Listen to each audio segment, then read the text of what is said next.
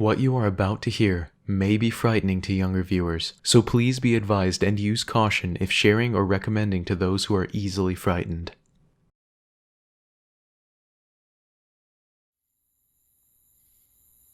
It's dark out. Your parents are asleep. You stare at the ceiling in your room as you have before, countless times after a long, hard day of work and play. Father will be up early in the morning to feed the animals, and Mother will be waking me for breakfast. You think to yourself as you decide to give in to your weary body and drift away to sleep. As you lean to your side and close your eyes, you feel something different. The air around you is warmer than normal this time of year. You struggle to find a cooler spot under your blankets, but the heat just seems to keep building. You even think you smell something burning. You open your eyes to find that the sky has turned from a night blue to a dark, burning red, and out your bedroom window, you see what you think is a person dancing through the air, waving a wand around their head like a child with a new toy. They dance and dance, aimlessly, stepping on nothing but air, getting closer every step until they stop not 10 yards away from your bedroom window. They see you. They're looking at you. They're waving at you. You hear their high-pitched, childish laughter as they stare into your soul with flaming red eyes and a wide, menacing smile that sends a cold chill down your spine. It is then you notice the fires, your neighbors, your grandparents' house, burning down with no signs that anyone made it out. Just as soon as the horrifying realization hits you, the funny, dancing fire demon disappears from your very eyes. You jump out of bed and rush to your window, coughing on smoke now to see where the enemy had disappeared to, when suddenly it reappears right outside your window, the only separation between you being a thin sheet of glass. You stumble backward and fall, eyes locked on the burning pupils of the monster grinning at you outside your window, and you realize your room. No. Your entire house is engulfed in flames too great to escape. You are overcome with terror as you watch your toys and your family portraits turn to ash before your very eyes. The last thing you're able to see and hear is the sickening smile and childish laughing of your murderer as you drift away to sleep. Forever.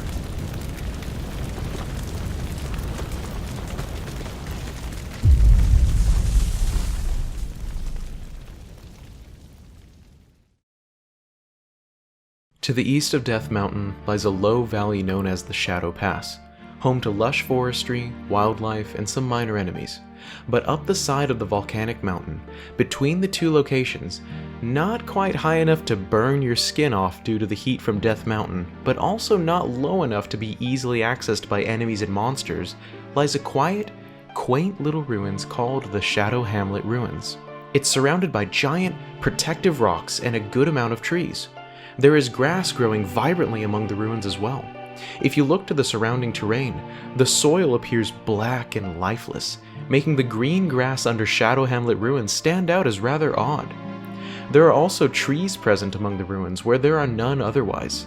It's almost as if whoever lived in these ruins tended to the grounds, growing crops and fruit trees as a way of life.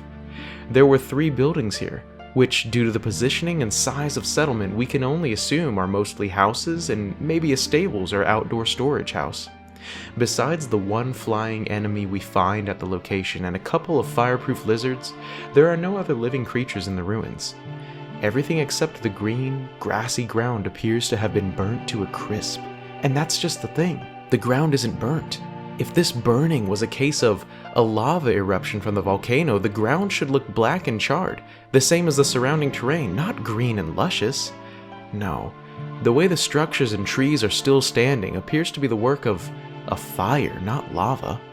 Now, while it's possible that an accidental fire was set off, dooming the residents of this small settlement, I don't think that's the likely situation.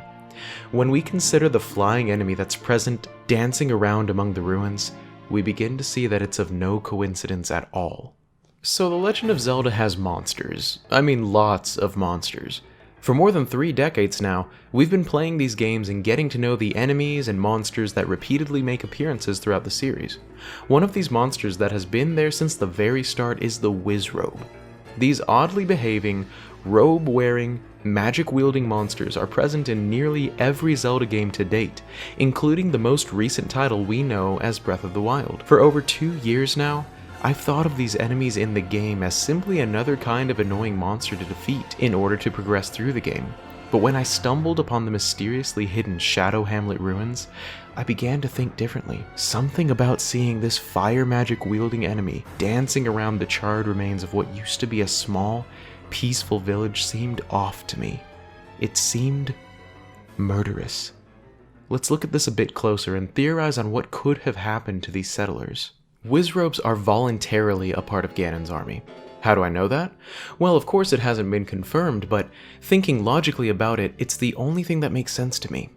Ganon's armies have often been comprised of the same kinds of mindless enemies over the years. Bokoblins, Moblins, Lizalfos, and the like are all enemies that are racially bound to Ganon and his wiles.